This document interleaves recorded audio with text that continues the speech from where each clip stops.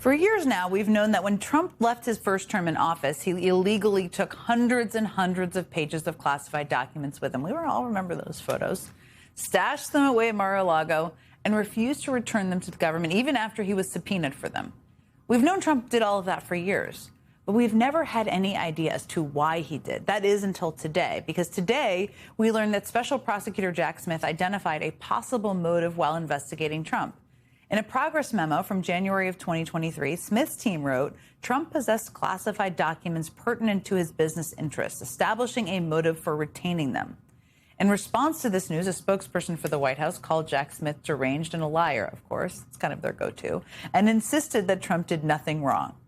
The idea that Trump took classified documents, potentially endangering our national security so that he could enrich himself, may not be that surprising. It's kind of on brand, but it should be incredibly alarming. Now, if you're wondering how we learned any of this information today, that is quite a story in its own right, because even though Jack Smith indicted Trump back in 2023, the case never made it to trial. The Trump-appointed judge assigned to the case, Aileen Cannon, dismissed the case, saying that Smith hadn't been appointed properly, and tossed the case out with him. Smith memorialized both the classified documents case and his investigation into Trump's attempts to overturn the 2020 election, writing a report on both of the cases. But at Trump's request, Judge Cannon barred the report about classified documents in that case from ever being made public. And you may remember from Smith's own testimony that it is illegal for anyone to publish that report. He wouldn't even talk about it. It would defy federal court orders. And yet, according to Congressman Jamie Raskin, the Justice Department did exactly that. According to Raskin, 2 weeks ago, the Justice Department handed the House Judiciary Committee a trove of documents with the purpose of providing Republicans on the committee with fodder they could use to smear Jack Smith. But the Justice Department made a big old mistake. Because as Raskin put it in a letter to Trump's Attorney General Pam Bondi today, apparently blinded by the frenzied search to find any scrap of evidence that could be twisted and distorted to level an attack against Special Counsel Smith, you have quite amazingly missed the fact that some of the documents you provided include damning evidence about your boss's conduct and may well violate the gag order your DOJ and Donald Trump demanded from Judge Aileen Cannon. That's right.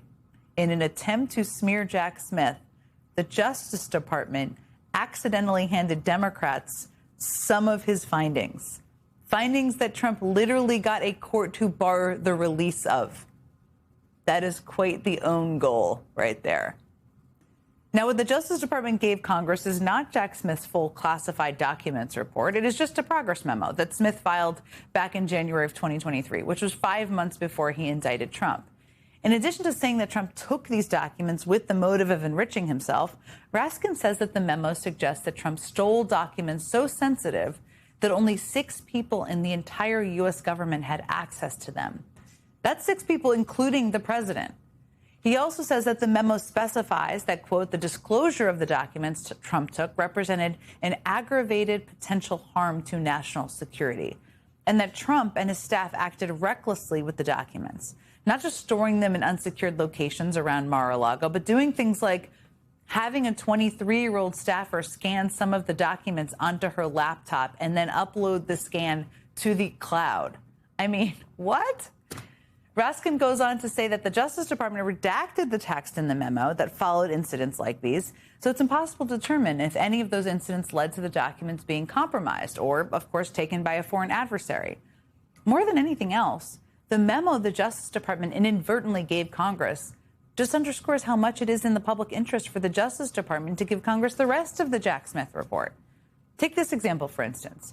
Raskin says that the memo shows that in June of 2022, Trump apparently took classified documents on a flight to his golf club in Bedminster, New Jersey.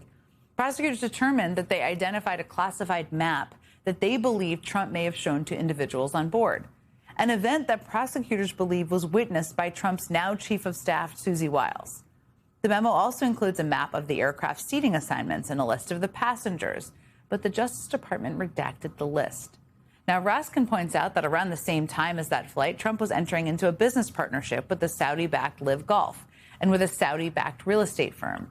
Remember after January 6th, most of the business world turned its back on Trump? I mean, the PGA, which had held tournaments at Trump's courses for decades and gave the courses a whole lot of clout, even cut ties with Trump. But then the Saudis threw Trump a bit of a lifeline. They funded a brand new golf league, spending through the nose to poach players from the PGA, and hosted their events at Trump properties. That story has always been incredibly fishy, and now it is even more so.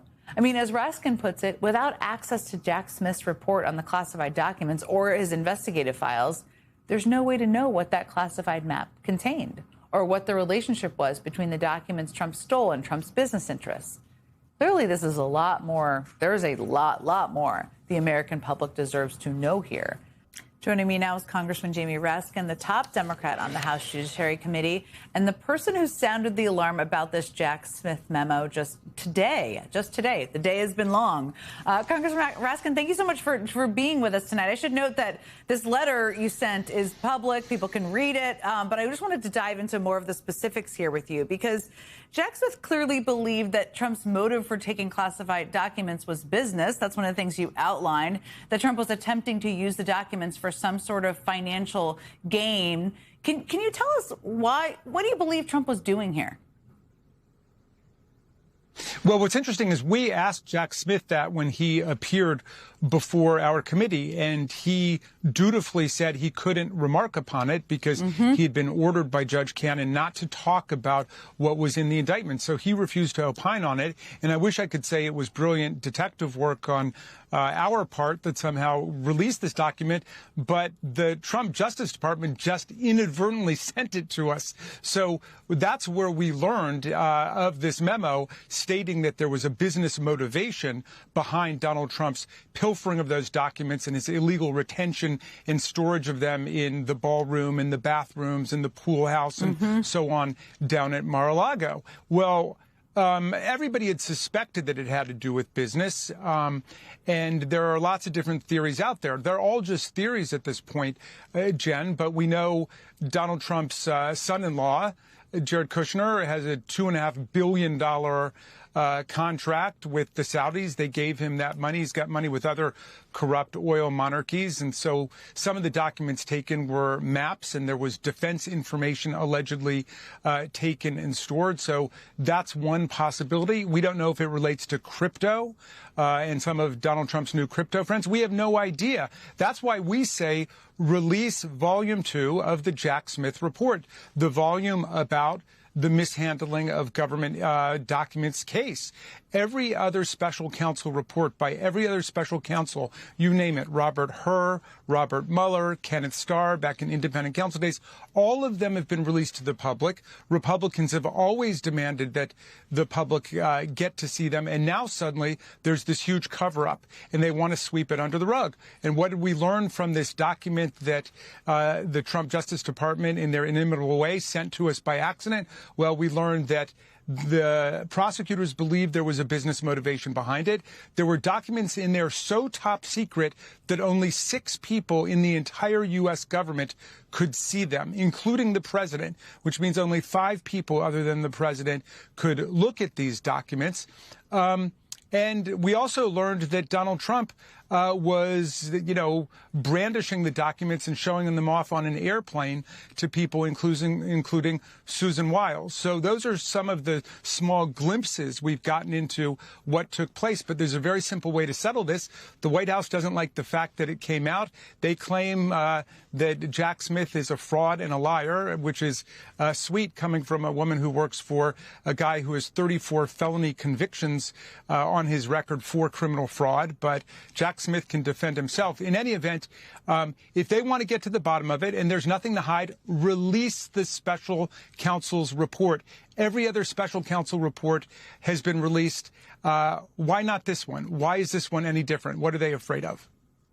That's the big question. I mean, you raised a lot of interesting questions. I should note you just mentioned Jared Kushner. You also named Czech Live Golf. I just talked about this, and a real estate deal that Trump made back in 2022. Those were, of course, happening around the same time that Trump had these documents, which makes that interesting. You also ask, one of your demands to Pam Bondi is for her to produce a list of which members of Trump's family, if any, were made aware of these classified documents. I mean, we're all paying attention to and covering the fact that Trump and his family have made oodles of money during this administration.